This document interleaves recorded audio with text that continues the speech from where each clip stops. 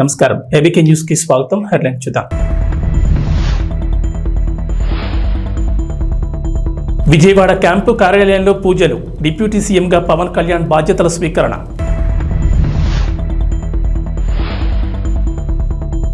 మీ దగ్గరున్న ప్రభుత్వ ఫర్నిచర్ను వెంటనే వెనక్కివ్వండి, జగన్కు సచివాలయ జీఏడీ లేఖ.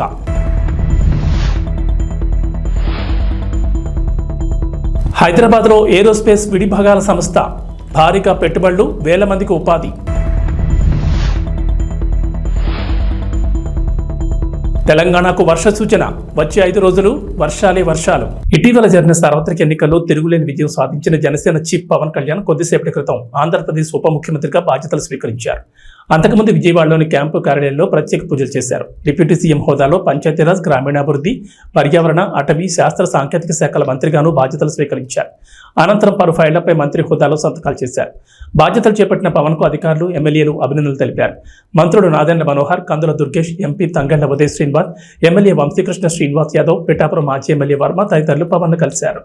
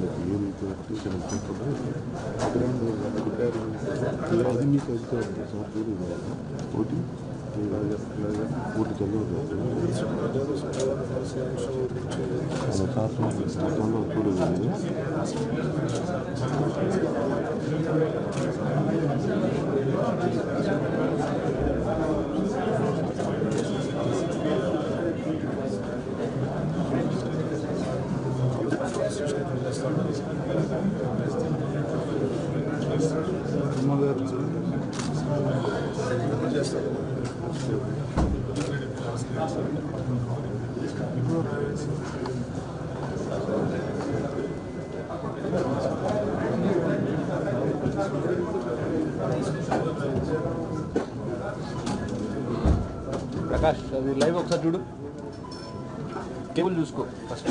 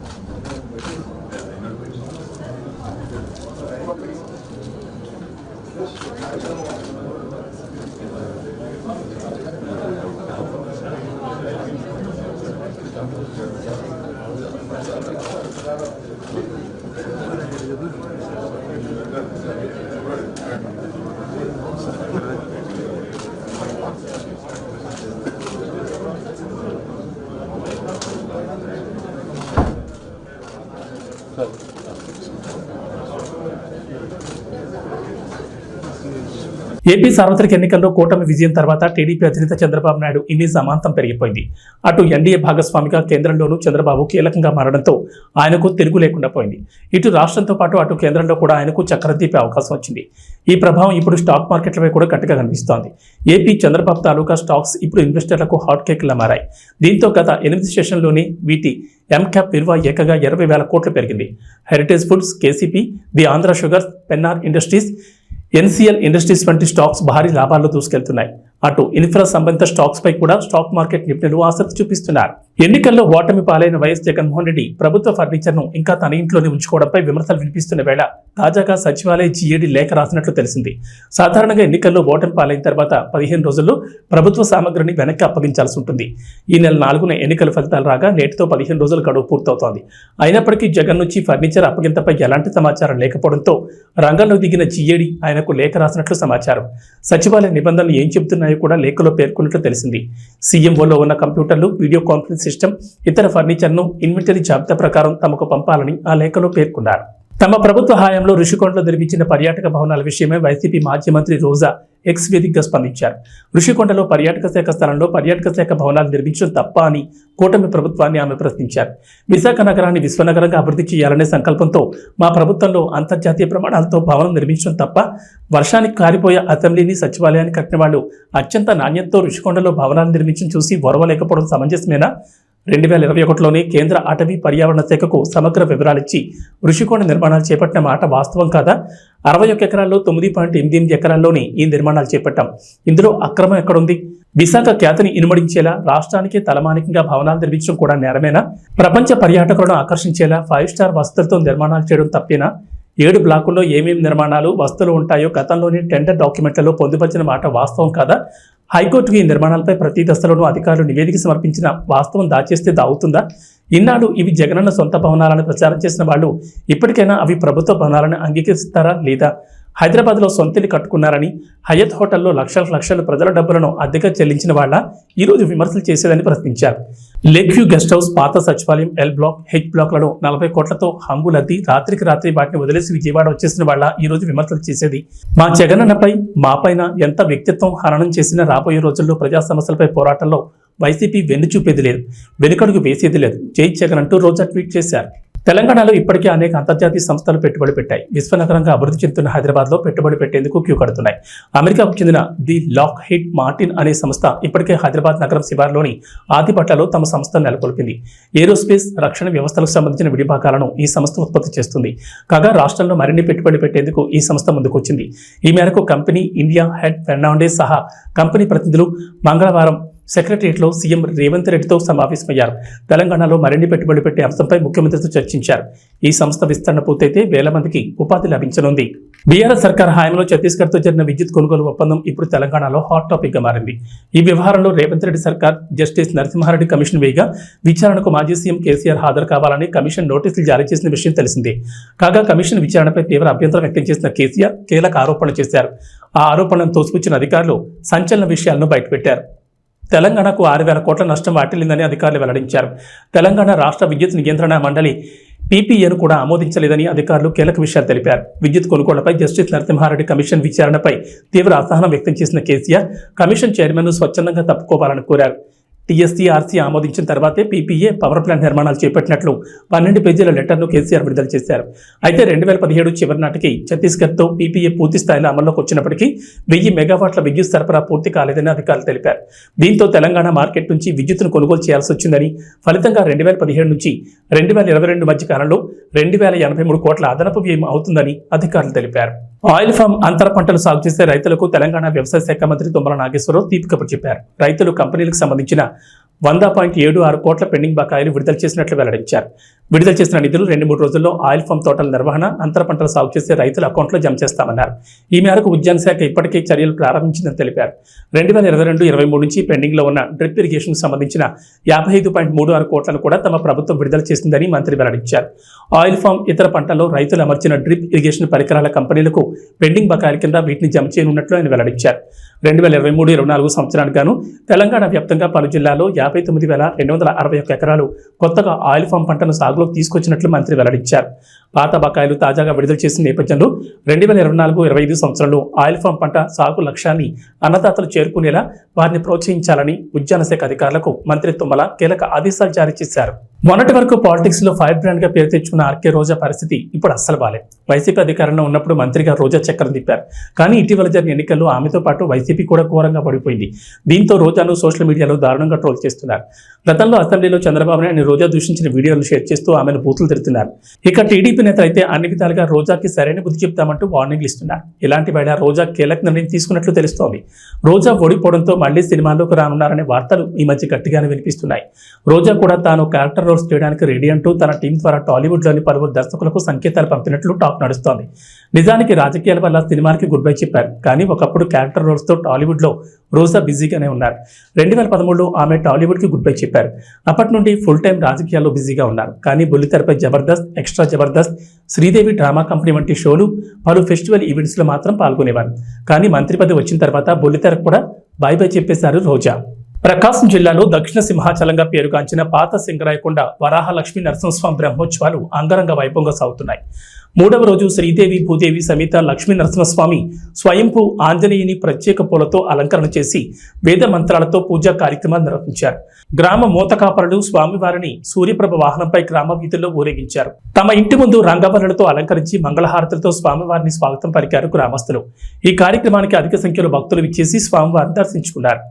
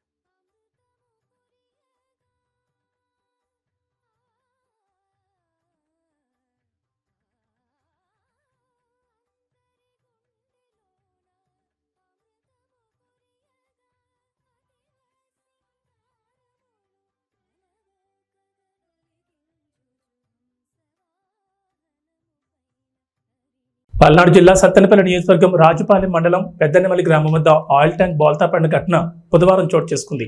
ప్రజలు ఆయిల్ కోసం ఎగబడ్డారు. స్థానిక పోలీసులు ఆయిల్ ట్యాంకును పక్కకు తప్పిస్తున్నారు. కిలోమీటర్ల మేరకు ట్రాఫిక్ జామ్ అయింది.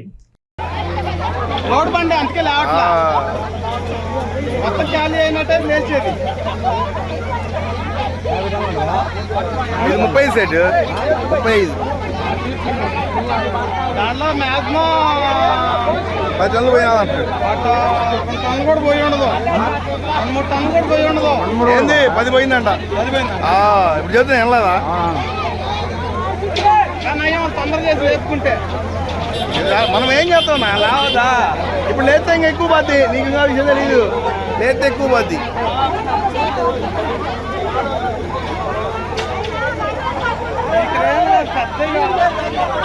ఇంకా ఈ మనూరులో అయ్యే ఎక్కువ. అప్పుడు జగన్ కోసం వాలంటీర్లు రాజీనామా చేశారు. ఇప్పుడు మీ భవిష్యత్తు కోసం మళ్ళీ అదే వాలంటీర్ జాబ్కు మీకు కావాలి అంటున్నారు. కనుక ముందు మీ వాలంటీర్స్ జాబ్ని మీకు లేకుండా ఎవరు రాజీనామా మీ చేత బలవంతంగా చేయించారో ముందు వాళ్లపైన పోలీస్ స్టేషన్లో కంప్లైంట్ చేసి కేసు పెట్టండి. అప్పుడు నన్ను కలవండి అని మంత్రి అచ్చెన్నాయుడు కలిసిన వాలంటీర్స్కి సమాధానం చెప్పారు. కనుక మీ తక్షణ కార్యక్రమం పోలీస్ స్టేషన్కి వెళ్లి మీ చేత రాజీనామా చేయించిన వ్యక్తిపై కేసు పెట్టండి అని అన్నారు. ఎవరు రాజీనామా చేయించమన్నారో వాళ్ళందరి మీద మేము స్టేషన్ ముందు కంప్లైంట్లు ఇవ్వండి. తర్వాత నేను మాట్లాడతాను. ఇది మీకు స్టేషన్ ఇష్యూ కాబట్టి మీకు బలవంతాన్ని ఎవరు సంతకాలు పెట్టి రాజీనామాలు చేయించారు వాళ్ళ పేర్లు మొహమాటం లేక అచ్చెన్నాయుడు చేయిస్తే అచ్చెన్నాయుడు పేరు ఎక్స్ చేసి ఎక్స్ పేరుతో మీరు కంప్లైంట్లు ఇవ్వండి. ఇంటికి వచ్చేయాలి అలర్ పెట్టి చేయించారు. తర్వాత నా దగ్గర కలవండి. మంచిర్యాల జిల్లా కేంద్రంలోని ఎల్ఐసి కాలనీలో దారుణం జరిగింది. బిట్టా రాజేంద్ర అనే వ్యక్తి మద్యం మత్తులో సొంత పెదనాన్న ఆయన కుమారుడిపై కత్తితో దాడికి పాల్పడ్డాడు. 2 లక్షల విషయంలో జరిగిన గొడవలో కత్తితో తమ్ముడు సుజిత్ గొంతుకోయగా అడ్డుకోబోయిన సుజిత్ తండ్రి లచ్చయ్యపై దాడి చేశాడు. స్థానికులు ఇద్దరిని ప్రభుత్వ ఆసుపత్రికి తరలించగా ఘటనా స్థలాన్ని పోలీసులు పరిశీలించి నిందితుడిని అదుపులోకి తీసుకున్నారు.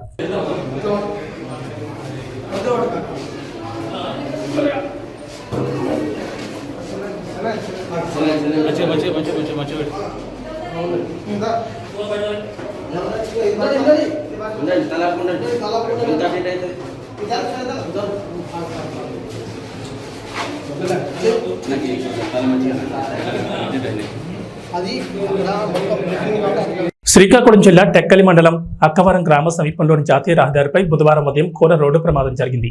ఆగి ఉన్న లారీని వేగంగా వచ్చిన మరో లారీ ఢీకొట్టింది. ఈ ప్రమాదంలో లారీ క్యాబిన్లో డ్రైవర్, క్లీనర్ తీవ్ర గాయాలతో చిక్కుకుని అక్కడికక్కడే మృతి చెందారు. విషయం తెలుసుకున్న పోలీసులు, హైవే సిబ్బంది ఘటనా స్థలానికి చేరుకున్నారు. క్రేన్ సహాయంతో అతి కష్టం మీద మృతదేహాలను బయటకు తీశారు.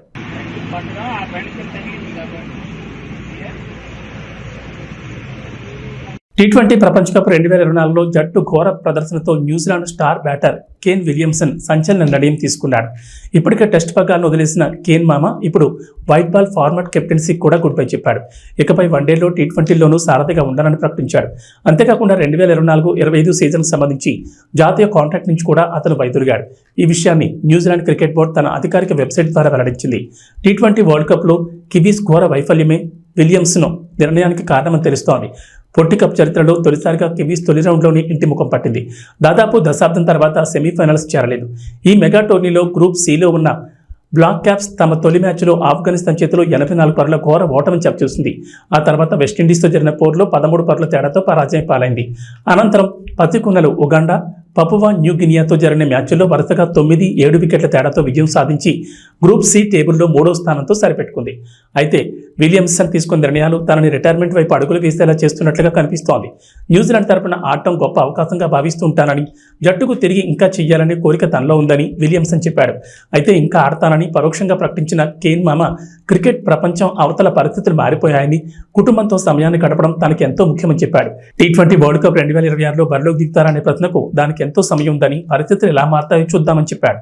అలాగే న్యూజిలాండ్ క్రికెట్ను ముందుకు తీసుకెళ్లడానికి ప్రయత్నిస్తూ ఉంటానని విలియమ్సన్ పేర్కొన్నాడు. ఇక వాతావరణ విషయానికి వస్తే తెలంగాణకు వాతావరణ శాఖ రెయిన్ అలర్ట్ జారీ చేసింది. వచ్చే 5 రోజులు విస్తారంగా వర్షాలు కురుస్తాయని చెప్పింది. నైరుతి రుతుపవనాలతో ద్రోణి ప్రభావంతో వర్షాలు కురుస్తాయని చెప్పారు. గంటకు 30 నుంచి 40 కిలోమీటర్ల వేగంతో ఈదురుగాలులు వీస్తాయని చెప్పారు. ఉరుములు, మెరుపులతో పాటు పిడుగులు పడే ఛాన్స్ ఉందని, ప్రజలు జాగ్రత్తగా ఉండాలని సూచించింది. ప్రస్తుతం పశ్చిమ మధ్య బంగాళాఖాతంలో ఆవర్తనం కొనసాగుతుందని చెప్పారు. సముద్ర మట్టానికి 4-5 కిలోమీటర్ల ఎత్తులో ఈ ఆవర్తనం కొనసాగుతోందని, ఆవర్తనం కారణంగా తెలంగాణతో పాటు ఏపీలోనూ విస్తారంగా వర్షాలు కురుస్తాయన్నారు.